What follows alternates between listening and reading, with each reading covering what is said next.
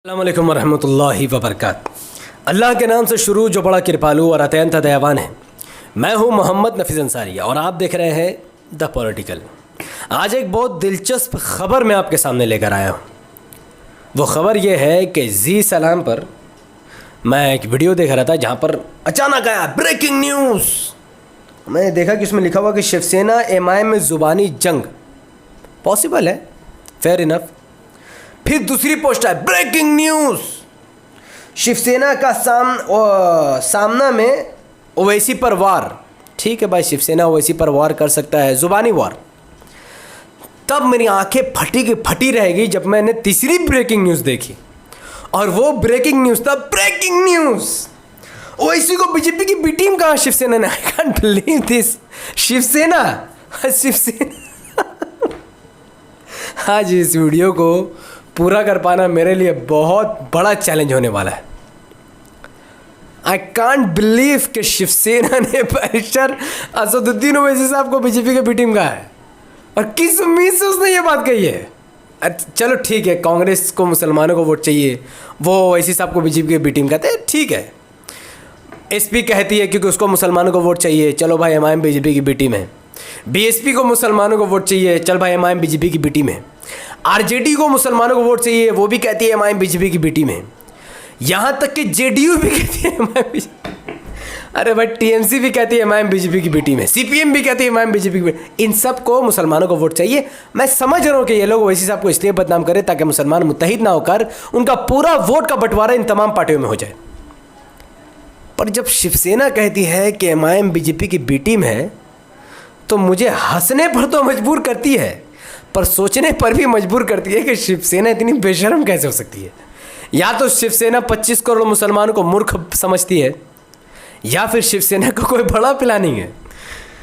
तो जैसे ही मुझे इस बात की खबर मिली कि शिवसेना एमआईएम को बीजेपी की बी टीम कह रही है, और वो शिवसेना जिसने बाबरी मस्जिद तोड़ा है, वो शिवसेना जिसने राम मंदिर के पक्ष में ना जाने कितनी बयानबाजियां की है, वो शिवसेना जिसके आज भी महाराष्ट्र में बाबरी मस्जिद के तोड़े जाने वाले पोस्टर लगाए जाते हैं, वो शिवसेना जो खुद बीजेपी के साथ सरकार बनाती है। आपको पता होगा पिछले विधानसभा इलेक्शन में, इस बार नहीं, पिछले विधानसभा इलेक्शन में जब फडणवीस बीजेपी की तरफ से महाराष्ट्र के सीएम थे, तो उस बीजेपी की सरकार को कोई और नहीं बल्कि शिवसेना ने समर्थन दिया था। वो शिवसेना जो बीजेपी की सरकार बनाती है, बीजेपी का पीएम और सीएम बनाती है, वो शिवसेना ओवैसी साहब को बीजेपी का बी टीम कहती है। मुझे मतलब एक पढ़ा लिखा इंसान का तो ब्रेन क्रैक कर जाएगा बॉस। ये तो मतलब खैर, तो मैंने थोड़ा और पता किया कि यार ऐसा हुआ क्यों। कुछ और रीज़न हो सकते हैं, मुसलमानों को मूर्ख बनाने का बहुत सारे रीज़न होते हैं इन पॉलिटिकल पार्टीज़ के पास। तो मुझे पता चला कि शिवसेना 403 विधानसभा की सीटों पर, 403 सीट कौन सी स्टेट में है 403 सीट? आप सबसे सवाल है, कमेंट पर डालिए, कौन से भारत के स्टेट में 403 विधानसभा की सीट है? अब मैं बता देता हूँ, कमेंट कर लो फिर मैं बताता हूँ। उत्तर प्रदेश में 403 विधानसभा की सीट शिवसेना लड़ने वाली है। तो 403 विधानसभा की सीट की मतलब है कि मुस्लिम बहुल क्षेत्र में भी शिवसेना अपने उम्मीदवार उतारेगी, और मुस्लिम बहुल एरिया में पहले से एमआईएम का ज़बरदस्त प्रचार चल रहा है। तो शिवसेना को भैया चाहिए मुसलमानों का वोट, और मुसलमान उसी को वोट देगा जिसको ओवैसी को बी टीम कहा जाएगा। तो शिवसेना ने इसीलिए ओवैसी साहब को बीजेपी का बी टीम कहा है ताकि मुसलमानों को उसको वोट चाहिए। यार भाई साला बाबरी मस्जिद तोड़ने वाली शिवसेना को मुसलमानों को वोट चाहिए, उन जुम्मनों को वोट चाहिए जो जुम्मन पहले से ही कौम को बर्बाद कर चुके हैं, कौम को हलाक कर चुके हैं। ये वाकई में बहुत सोचने वाली बात है। इसके अलावा भी एक पोस्ट मुझे मिला है कि शिवसेना शायद 100 विधानसभा की सीटों पर अपने उम्मीदवार उतारेगी। अब वो 403 पर उतारेगी कि 100 पर उतारेगी, ये भी कंफर्म नहीं है। लेकिन शिवसेना का ओवैसी को बीजेपी की बी टीम कहना इस बात की तुलना करता है कि शायद वो 25 करोड़ मुसलमानों को पूरी तरीके से मूर्ख बना ही चुकी है या समझती है। पर मुझे पता है कि उत्तर प्रदेश का कोई भी मुसलमान एमआईएम को छोड़कर अपना वोट अब किसी को नहीं देगा। अब मैं आपको एक बात समझाता हूँ, ये पॉलिटिकल पार्टी कैसे मुसलमानों को बेवकूफ़ बनाती है। 2014 से लेकर 2019 तक महाराष्ट्र में बीजेपी की सरकार रही और वो बीजेपी की सरकार शिवसेना और बीजेपी ने मिलकर बनाई। उसके बाद इलेक्शन आता है महाराष्ट्र में, जब कांग्रेस और एनसीपी दोनों मिलकर महाराष्ट्र में मुसलमानों को कहती है कि अपना वोट एमआईएम को मत दो वरना शिवसेना और बीजेपी आ जाएगी। अगर शिवसेना और बीजेपी को रोकना है तो अपना वोट सिर्फ कांग्रेस और एनसीपी को दो। ये दोनों मिलकर लगातार प्रचार करते हैं, प्रसार करते हैं, मुसलमानों को मूर्ख बनाते हैं, एमआईएम का वोट काटते हैं और लगभग 100 विधानसभा की सीट दोनों जीत जाते हैं। तो एनसीपी और कांग्रेस मुसलमानों का वोट तो ले लेती है लेकिन सरकार नहीं बना पाती। उसके बाद एनसीपी और कांग्रेस मुसलमानों के पीठ पर एक जोरदार लात मारती है जब एनसीपी और कांग्रेस मिलकर शिवसेना के साथ महाराष्ट्र में सरकार बना लेती है। फिर से सुनिए, वो शिवसेना जिसने बाबरी मस्जिद को गिराई, वो शिवसेना जो आज भी इस बात पर फख्र करती कि हमने बाबरी मस्जिद गिराई। मुसलमानों का वोट लेकर कांग्रेस और एनसीपी ने मुसलमानों को ही धोखा दिया और शिवसेना के साथ मिलकर सरकार बनाई और आज भी महाराष्ट्र में शिवसेना की सरकार है।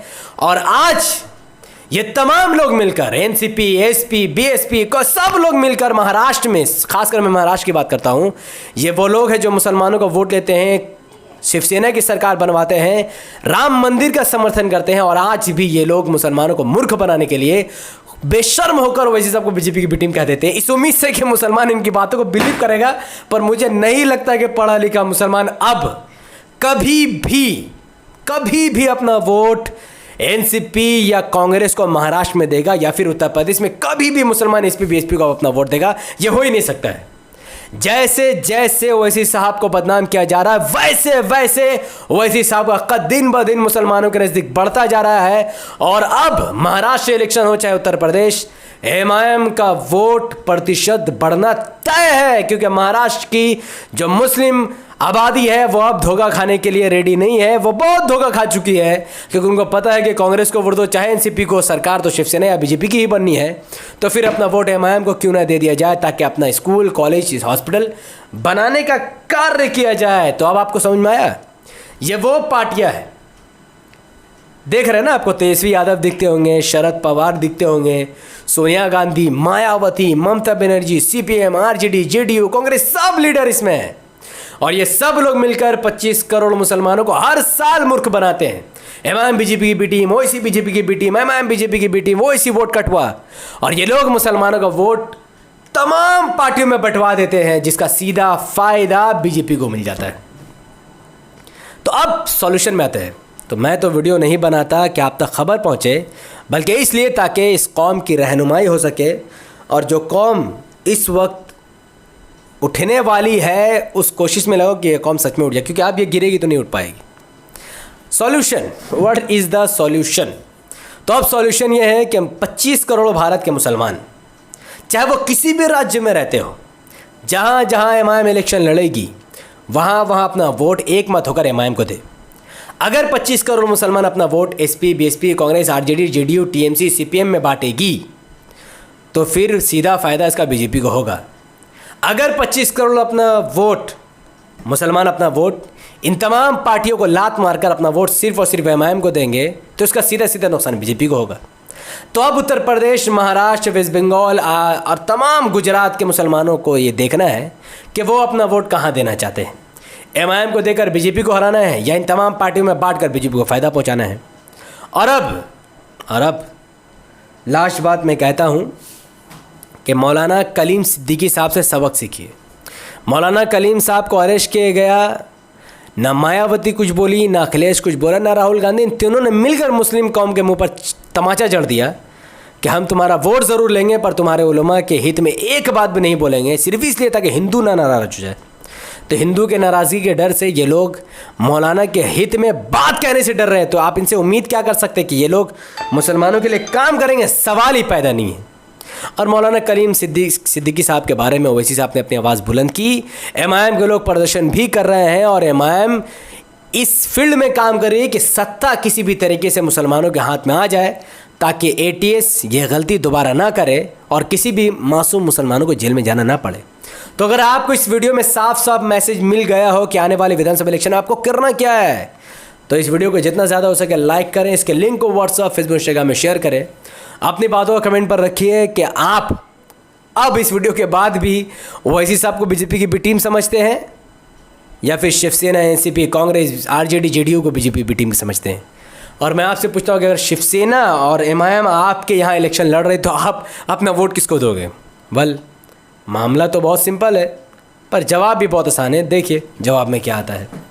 और जिसने सही जवाब दिया है वो बहुत अवेयर है और मुसलमानों को अवेयरनेस के लिए ही मैं वीडियो बनाता हूँ और मुझे इस बात का कोई डर नहीं है।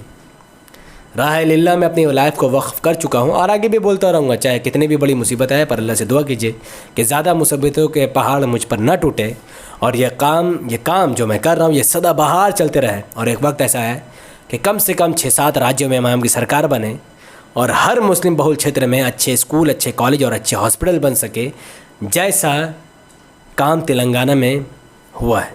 वेल, हमारे यूट्यूब चैनल द पॉलिटिकल को सब्सक्राइब कीजिए, बेल आइकन को हिट कीजिए। मुझे अपनी दुआ में याद रखें। बहुत बहुत शुक्रिया। अस्सलाम वालेकुम रहमतुल्लाहि व बरकातहू। अल्लाह की सलामत रहमत व बरकात तमाम भाइयों बहनों पर हो। मैं अल्लाह भी पीस बोनस।